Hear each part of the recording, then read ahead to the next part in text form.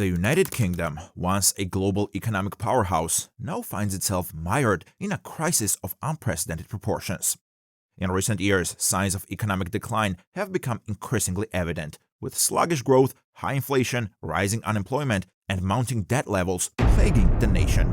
In 2023, the country's gross domestic product contracted by 0.3%, marking the largest decline since the early months of 2021.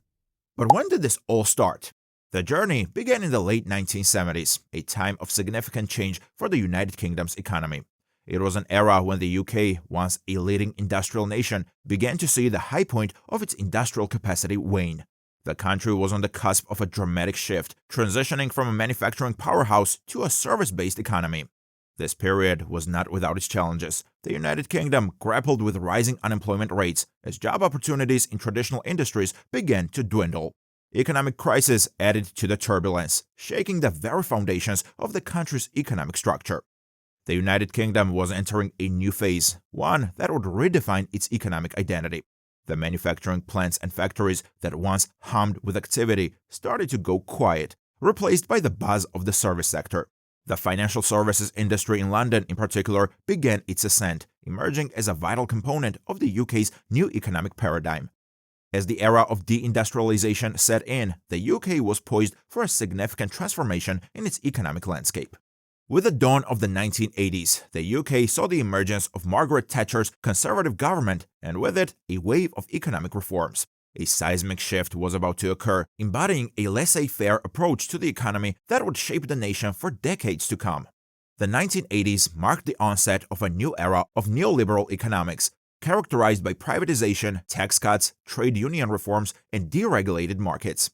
Initially, GDP dipped by 5.9%, but soon rebounded, reaching a peak annual growth rate of 5% in 1988, among the highest in Europe. Thatcher's economic overhaul faced challenges, notably a surge in unemployment to over 10.4% by 1982, stemming from a battle with inflation that peaked at 21.9% in 1980. Despite this, she secured a landslide victory in the 1983 with a landslide majority. By this time, inflation had fallen to 3.7%. The increase in unemployment was largely due to the government's economic policy, which resulted in the closure of outdated factories and coal pits.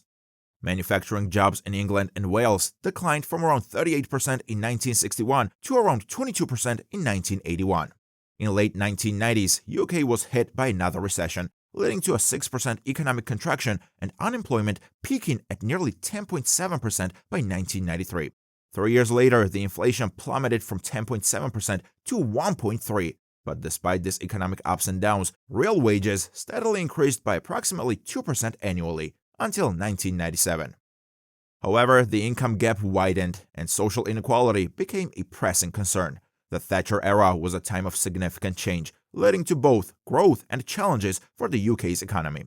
It was a period that fundamentally reshaped the economic landscape of the United Kingdom, the effects of which are still being felt today. In May 1997, Tony Blair's win ended 18 years of Conservative rule.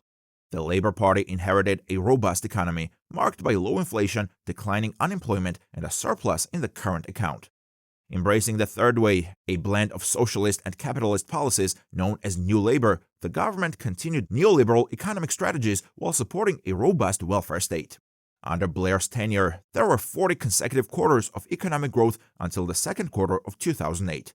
While GDP growth peaked briefly at 4% in the early 1990s, it was slow compared to prior decades, which had averaged at 2.68% between 1992 and 2007. The UK sustained one of the highest growth rates among developed nations, led by the finance sector. The economic boom ended in the middle of 2008 with the onset of the global financial crisis, hitting the UK hard due to its highly leveraged financial sector. Banks like Northern Rock and the Royal Bank of Scotland faced collapse, necessitating partial nationalization. The recession saw unemployment spike from over 1.6 million in January 2008 to nearly 2.5 million by October 2009. Household debt surged, reaching £1.46 trillion in 2008. The UK emerged from the Great Recession at the end of 2009 after enduring 6 consecutive quarters of negative growth, with a total contraction of 6.03%, marking the longest and deepest recession since World War II. By 2011, UK debts encompassing households, financial institutions, and businesses amounted to 420% of GDP, hindering spending and investment post-recession, despite government borrowing rising from 52 to 76% of GDP to prevent a depression akin to the 1930s. Within 3 years of the election, government austerity measures aimed at reducing the budget deficit led to significant public sector job losses, though the private sector experienced robust job growth. The decade following the recession witnessed contrasting trends. Employment reached record highs by 2015, with the UK exhibiting the fastest GDP growth among the G7 and Europe. However, workforce productivity hit historic lows, real wage growth stagnated, and the current account deficit surged to record levels, with the UK relying heavily on foreign investment to cover the shortfall. Unprecedented levels of household debt raised concerns about the sustainability of the economic recovery, particularly following the Brexit decision in 2016. By 2018, UK net borrowing stood at the highest among the Organization for Economic Cooperation and Development countries, at 5% of GDP, with households running deficits for 9 consecutive quarters. Moreover, the country ceased to generate profits from its foreign investments post-recession.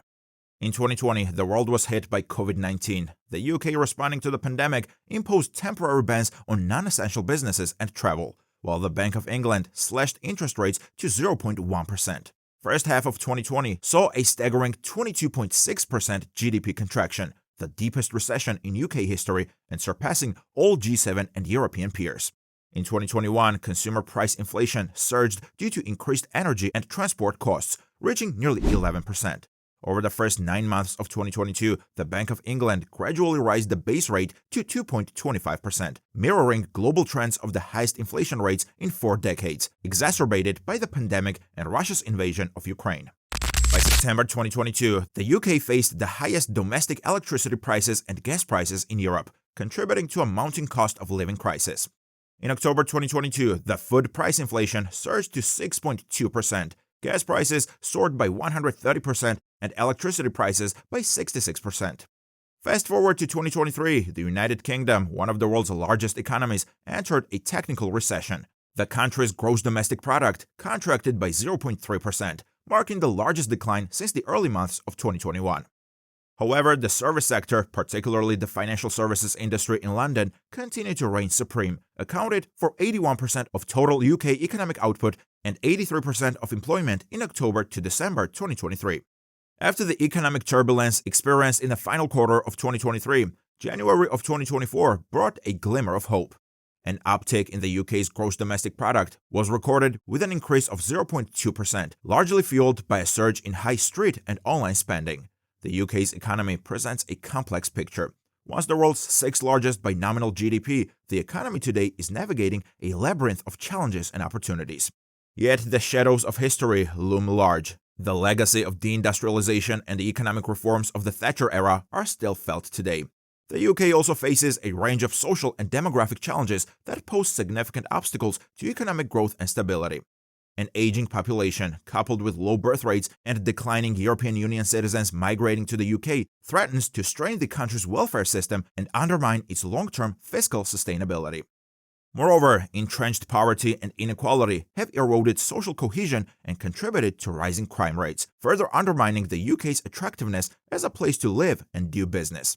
As you can see, the collapse of the UK economy is the result of a combination of factors, including economic policy mismanagement, structural weaknesses, and social and demographic challenges. It'll be interesting to see how the UK economy continues to recover and evolve. That's where we end our video today. Thanks for watching.